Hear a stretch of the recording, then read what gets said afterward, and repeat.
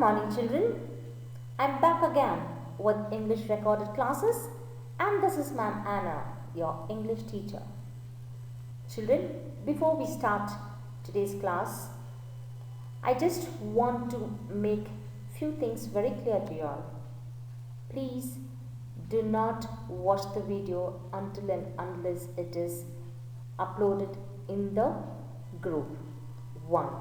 Even if you all have watched it, since you all have subscribed to my YouTube channel, even if you have watched it, please wait for the video to be uploaded in the group and answer only after you have watched it again. Alright? Why I am telling this? Because you all would have watched the video the previous night, and the moment I've just uploaded the video in the group, you will immediately start typing out your answers, which definitely will be invalid. I would want you all to watch it only when it is uploaded in the group and answer the questions once you have watched the video completely. Very clear, children? So let's start off with today's class. What do you all think looking at this picture? I know you all will be thinking this is something related to today's class, but I'm thinking how I wished my house also was by the sea. I would have really enjoyed it, early morning getting up and looking at the sea, having a nice fresh air, isn't it? Wow, it's really beautiful. So let's see what is this picture connected with today's class.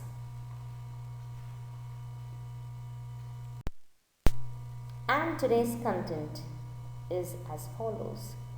We will start off with the new lesson, which is The Town by the Sea. I will read the lesson for you all. I will explain the lesson as well. We will look into some vocabulary. Then, of course, as usual, comes my time to ask you all questions. Then we will also summarize all what we have learned. Then the last slide, which is your homework slide. Let's get started, children, then. Please turn to page 94 in your literature book. Before I start the lesson, children, I have a question. Now, how many of y'all really give ears when your parents or your grandparents are calling? Not most of us, very few do it. But there are some children, in spite you hear people calling you for help or people calling you for some water or something they really need, we say, give me a minute, I'll come back, I'm doing this. No, never do that, children, especially when you have old grandparents at home, or if you feel that your mom or dad or your sister or brother, any of your siblings are not well and are calling you for some help, you will have to leave all your work and attend to them.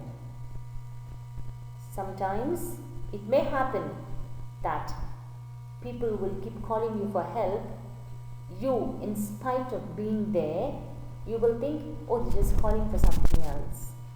But when they really need you, you don't go there and something happens to them, there's no point of feeling sorry, isn't it? So, if it is an emergency, please leave your work and attend to the person who is calling. Alright? So, in today's lesson, we will see what happened to this director. Alright? So, page 94, The Town by the Sea. I want you all to toss your fingers through while I am reading. On December 25th, 2004, the director was in Port Blair. He was on his way to New Delhi. Since he was travelling for official reasons, he had left his family in Malacca. Page 95. He spent the night in Hado Circuit House, which stands close to the water. On the morning of 26th, he was woken by the shaking of his bed. He found the floor heaving and started running out of the building. Then his mobile rang. He saw that his wife was calling from Malacca, Kanikoba. He cut off the call and decided to phone back later. When the ground was still, he hit the call button, but there was no answer and he wondered if the network was down. Then he observed a strange phenomenon. The water in the harbour had begun to rise very rapidly and the anchored ship seemed to be swilling. He ran to the higher ground with others. Then it occurred to the director that Nicobar Islands are now lying islands and some, like Carnival Islands, stand no more than a few meters above the sea level at the highest point. This made him anxious.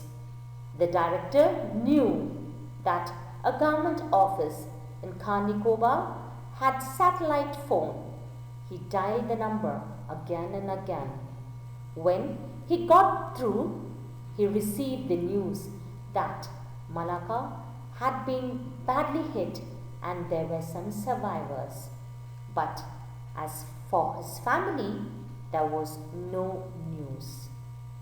The director kept calling, and in the afternoon he learned that his 13-year-old son had been found clinging to the rafters of a church.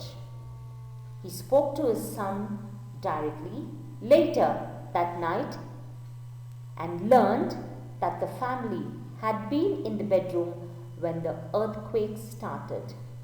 A terrifying sound from the direction of the sea had driven them into the drawing room. But the boy had kept running.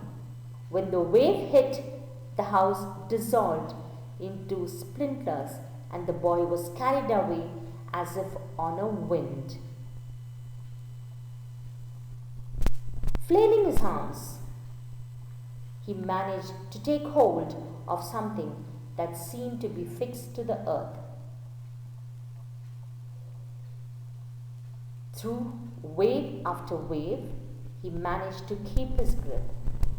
When the water receded, he saw that he was holding on to the only upright structure. We'll stop till here, children. Now, I have read the lesson for you all, and I've also given you all some work to do, which you will find it in the assignment slide. Alright? Now, I think you all would have understood what I read so far. If not, it's okay. I'll explain the lesson for you all. I think you all would have understood what I read so far, but still, if you didn't, never mind. I'll explain the lesson for you all. Now, there was this director, must be this director would have been a director of the company or any big institution, it could be. Okay, so this director on December 25th, which is on Christmas Day 2004, was in Port Blair. Now, where is Port Blair, children? Port Blair is in Andaman Nicobar Islands, which is in West Bengal. Alright. Now, he was on his way from New Delhi. So, I put up a picture of how Port Blair looks and also New Delhi. Alright. And he was traveling on some official work and he left his family in Malacca.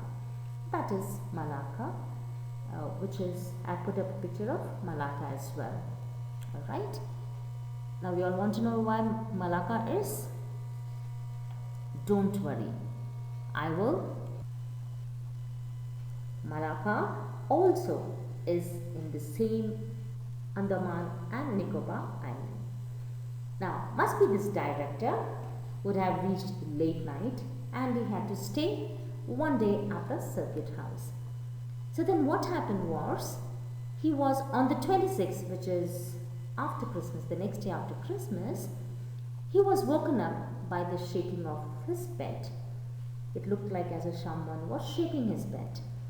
He found the floor heaving and started running out of the building. What's the meaning of heaving, children? Heaving means he found that the floor was fully shaking, and then while he was running out of the building, his mobile phone rang. He saw that his wife was calling from Malacca. He cut off the call and decided to call back later. So what he thought, let me call her back later. Must be nothing so important. Must be she's calling to know where I am. I'll call her later. And then when the ground was still, he hit the call button, which means when everything subsided, he thought of calling her back. But there was no answer, and he was wondering, must be there is no network. But he observed a very strange thing. He saw that the water in the harbour had begun to rise rapidly. Alright?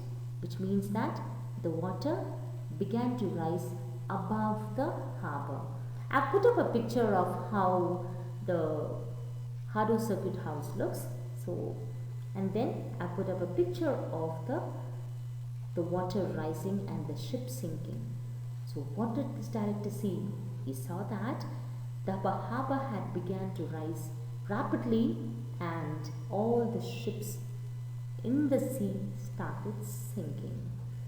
He ran to the higher ground with others. He ran to the higher ground means he went up to see what really was happening. Then it occurred to the director that the Nicobar Islands are low-lying islands, and some of their Nicobar Islands stand no more than a few meters above the sea level at the highest point. This made him very anxious. So the moment he ran up and saw that the water level in the harbour was rising and the ships were sinking, he found out that there is something wrong happening, and within a few meters he saw that all the island was, everything was vanished. Within seconds it was all destroyed. Then the director knew that a government office in Nicobar had satellite phone. So immediately he thought of his family. So what he did, he knew that the government offices had satellite phones. So he immediately dialed the number again and again. He kept on ringing, but unfortunately he couldn't get through. But when he got through, he received the news that Malacca had been badly hit and there were very few survivors, which means that Malacca was destroyed and there were very few people who were alive. But he never got news about his family. The director kept calling, and then in the afternoon he learned that his 13-year-old son had been clinging to the rafters of a church. Now, what do you mean by clinging? What do you mean by clinging? Which means he was just hanging around, okay, with one large slope beam that holds up a roof. One large slope beam means now he's clinging around with the rafters of a church, which means that luckily he survived and was hanging in one of the roofs of the church. He spoke to his son directly later that night and learned that his family had been in the bedroom when the earthquake started. So immediately he spoke to his 13-year-old son, and his son told him that when the incident happened, when this earthquake happened, that they were all in the bedroom and a terrifying sound from the direction of the sea had driven them into the drawing room. So from the bedroom they all came to the drawing room. Drawing room is the living room or the hall, what you all call. And then what happened? They kept this, only this boy kept running and running. Then suddenly the wave hit and the whole house had gone. But this fellow managed to take hold of something, and that seemed to be fixed to the earth. So he caught hold of something that was, must be there was a rod or something that was fixed to the ground firmly. He just caught hold of that, and through, after many waves came and passed, he managed to keep grip.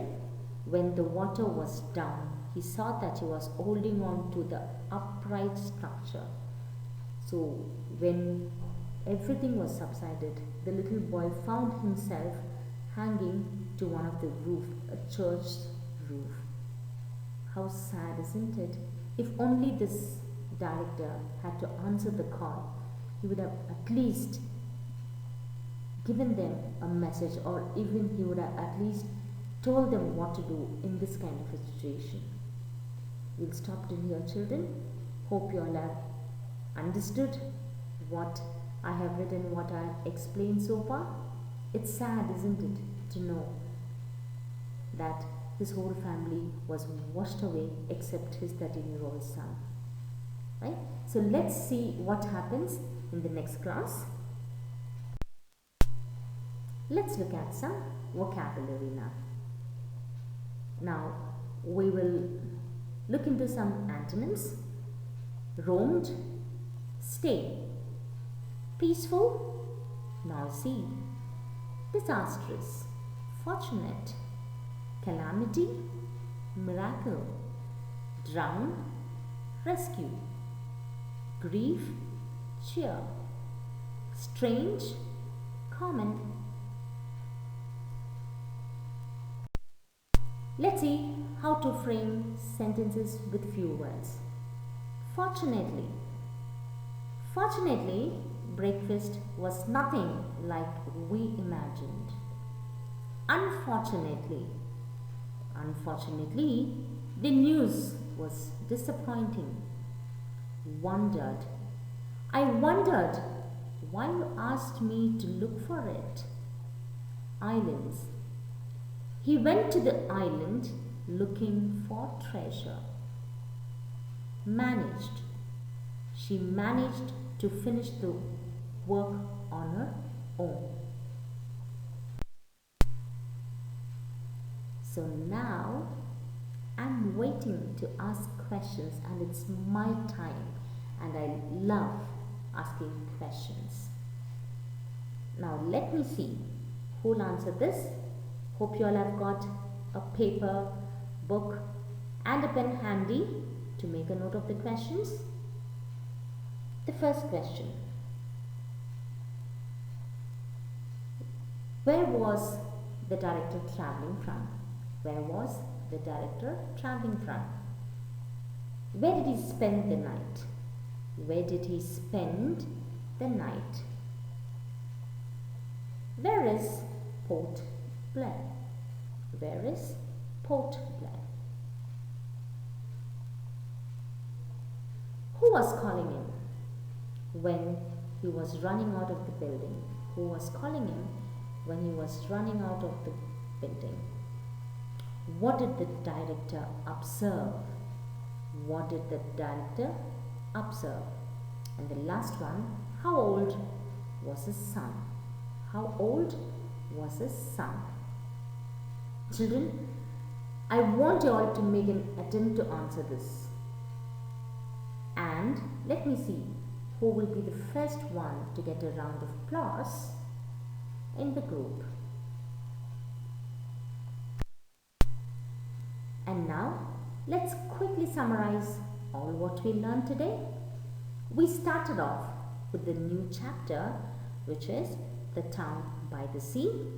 I did read the lesson for you all on page 94 and 95. I did explain the lesson with lots of pictures so that you all will understand it even more better. We looked into some antonyms, which are opposites, and we did look into some words, how to frame sentences, correct? And I did ask you all questions. Correct? Let's move on. Now comes the last part of our assignment, which is your homework. Now, I will not be giving classwork into session. I will give once I complete another page. Alright? Now, for your homework, on page 99, which is the C main, where you have reading, speaking and writing. Okay, I want you all to do questions 1 to 8. Questions 1 to 8. Answer it in the reader itself. Once again, I am repeating. Question 1 to 8. See that you will answer it in the reader with pencil, children. Alright? And then you will also read the lesson and find the glossary of the words given below. Please write this in your homework book. You will write the heading neatly as the town by the sea, and you will find the meanings of anchored, rapidly, terrifying, receded, clinging. Find the meaning and write it in your homework book neatly. Then you will also write the past tense of,